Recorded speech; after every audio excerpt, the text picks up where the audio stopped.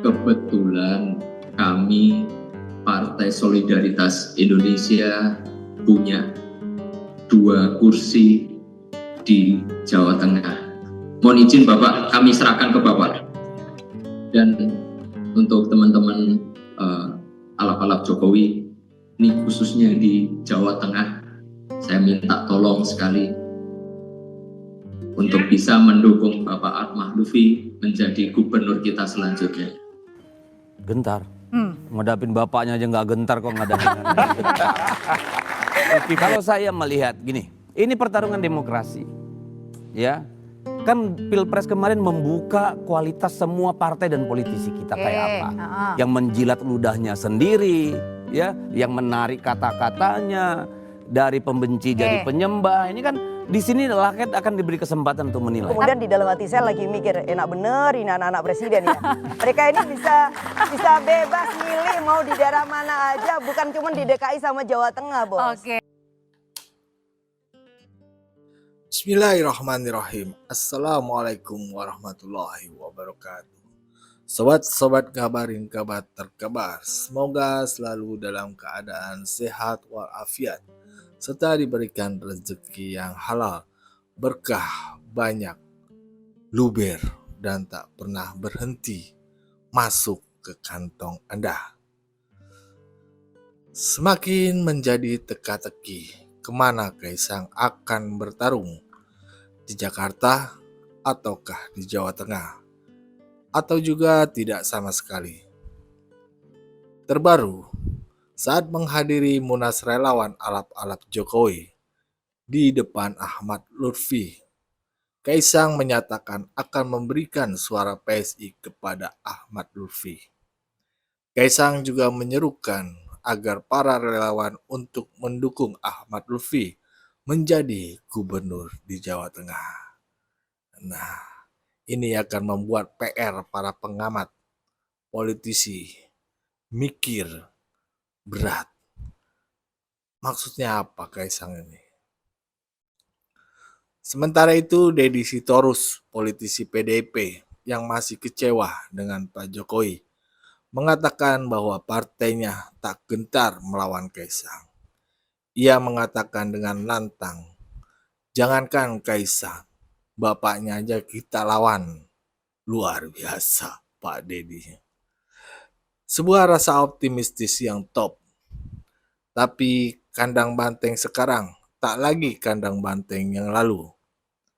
Dan itu bisa kita lihat saat pegelaran Pilpres 2024, di mana suara Ganjar habis dilalap Prabowo Gibran, yang sepertinya sangat dipengaruhi oleh kecintaan masyarakat pada Presiden Jokowi di Jawa Tengah. Kerja Presiden Jokowi mantap, mungkin begitu kata masyarakat Jawa Tengah, sehingga insya Allah anaknya juga cakep. Gak usah berlama-lama, mari kita nonton bareng videonya. Let's go. Assalamualaikum warahmatullahi wabarakatuh. Selamat sore, Shalom, Om Swastiastu, Namo Buddhaya, Salam Kebajikan. Pertama-tama, izinkan saya menghormati Ketua Umum dari alap-alap Jokowi, Bapak Isnaini, diberi tepuk tangan yang paling meriah.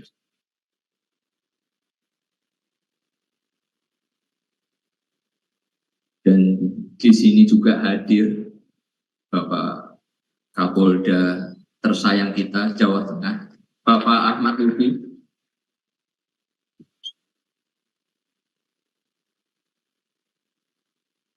Kebetulan kami Partai Solidaritas Indonesia punya 2 kursi di Jawa Tengah. Mohon izin Bapak, kami serahkan ke Bapak.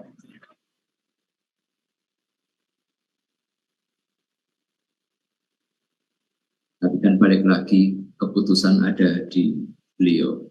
Kalau kami kan sebagai partai politik pasti menginginkan orang yang terbaik, orang yang mumpuni, orang yang mempunyai wawasan yang sangat baik khususnya di Jawa Tengah. Saya kira Pak Kapolda ini menguasai semua itu. Bertahun-tahun menjadi Wakapolda, Kapolda juga, Kapolres Solo juga pernah. Kurang apa beliau ini sudah berpengalaman sekali di Jawa Tengah. Jadi saya rasa beliau layak untuk memimpin Jawa Tengah berikutnya. Dan untuk teman-teman alap-alap Jokowi, ini khususnya di Jawa Tengah, saya minta tolong sekali untuk bisa mendukung Bapak Atmah Lutfi menjadi gubernur kita selanjutnya. Kalau gitu Bang Deddy, sebenarnya kalau lagi-lagi nih anak Pak Jokowi maju kali ini di kandangnya Banteng, gentar nggak nih PDI Perjuangan? Gentar. Ngadapin bapaknya aja nggak gentar, kok ngadapin anaknya gentar. Kan lagi-lagi nih Tapi rasa saya pilpres. skor tadi dengar penjelasannya Uki itu kan, ada proses begini begono. Kalau orang Medan bilang macam betul. Ya kan? Tapi ya oke lah kan, di akhir-akhir jabatannya Pak Jokowi masih sibuk mikirin anaknya mau ditaruh di mana. Dan oleh karena itu akhirnya Jawa Tengah dan DKI tersandra. Kan begitu kita membacanya ini. Lepas dari semua topeng-topeng politik yang indah itu, realitanya kayak begitu nih. Ada tangan hitam invisible hand yang bermain di dua daerah ini hingga kagak jelas ini barang. Sehingga yang kita bicarakan apakah anak presiden mau jadi gubernur atau wakil gubernur atau apa. Kita nggak bicara 1.600 orang Jawa Tengah yang jadi korban perdagangan orang. Kita nggak bicara bagaimana menurunkan angka kemiskinan ekstrim di Jawa Tengah. Yang kita bicara anaknya Pak Jokowi yang ini nanti dapat di mana ya?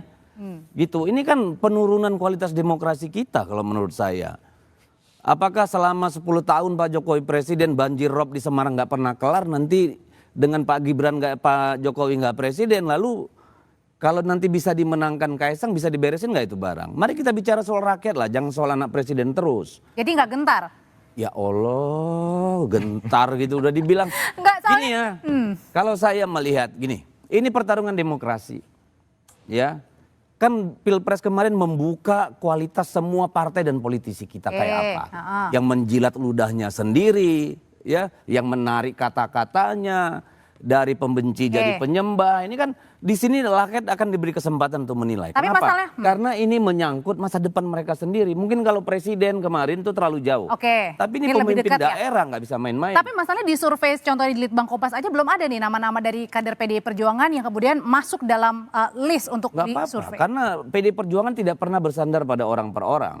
Kita bersandar pada kolektivitas dan gotong royong. Jadi apalagi namanya survei sekarang, mau dibikin siapa nomor berapa juga kan suka-suka hati asal kuat bayar kan gitu.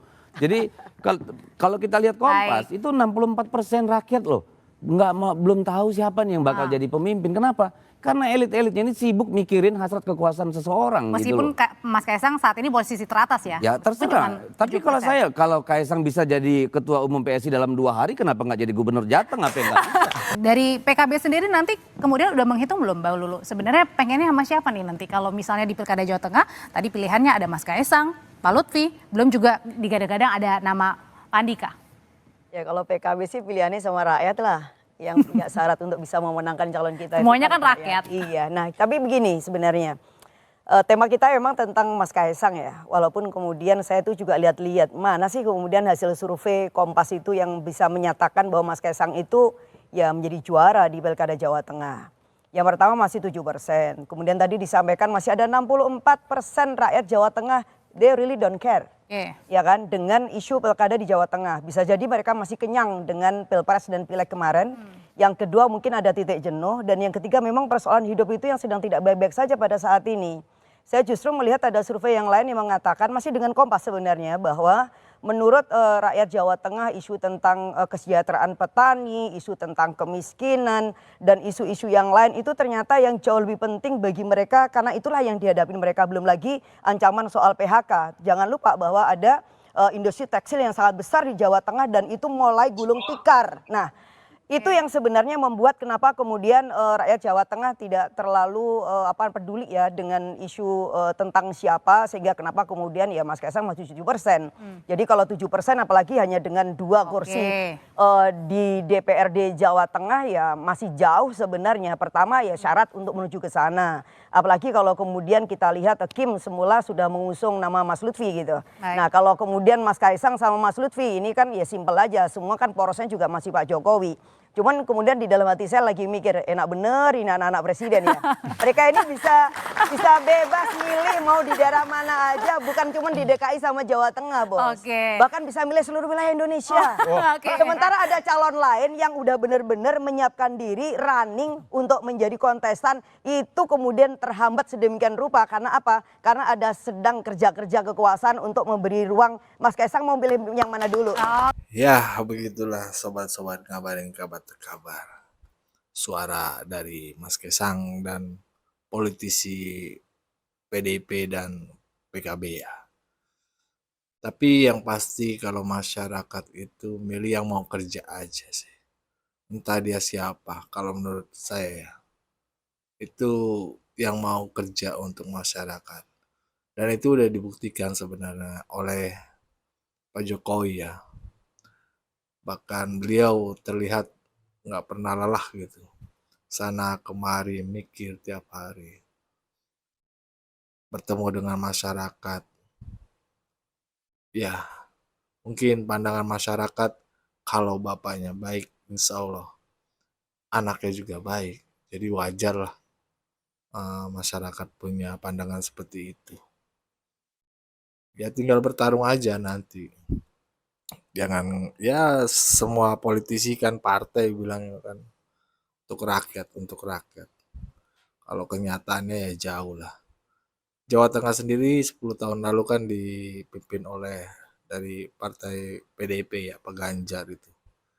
Yang terus beliau itu mencalonkan menjadi calon presiden tapi kalah. Suaranya anjlok bahkan di Jawa Tengah. Itu rakyat yang menilai, bukan siapa-siapa, rakyat. Jadi ya ajukanlah kepada rakyat calon terbaik dari para politisi atau tokoh-tokoh yang ingin maju. Biarkan rakyat yang memilih. Assalamualaikum warahmatullahi wabarakatuh.